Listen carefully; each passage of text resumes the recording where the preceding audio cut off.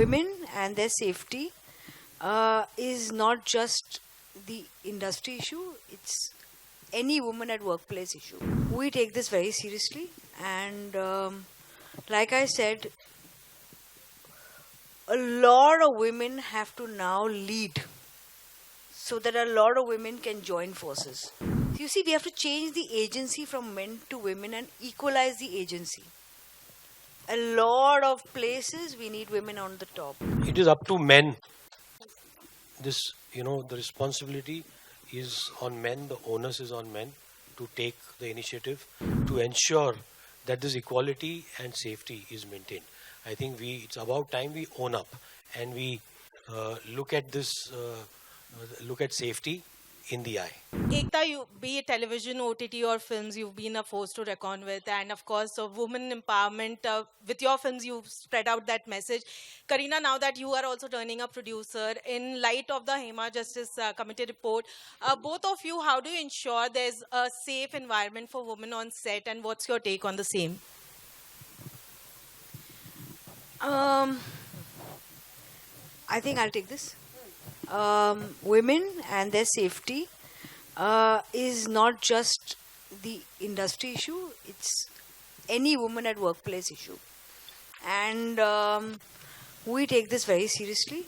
And like I said, a lot of women have to now lead so that a lot of women can join forces. And to that, producing a film, two female producers coming together and making a film telling a crime story which is sorted by a female officer is also a step at creating some kind of safety and some kind of power. You see, we have to change the agency from men to women and equalize the agency. A lot of places we need women on the top and at least running companies. And for that, women also have to make an initiative. And like I said, the report will come, we will read more about it, but a conscious effort to keep a safe environment for women at any place at work. A big part of it will be women leading professional jobs. And I think that has to start happening. It's still a very slanted place. Thank you. And I think it is up to men. The responsibility is on men, the onus is on men to take the initiative to ensure that this equality and safety is maintained.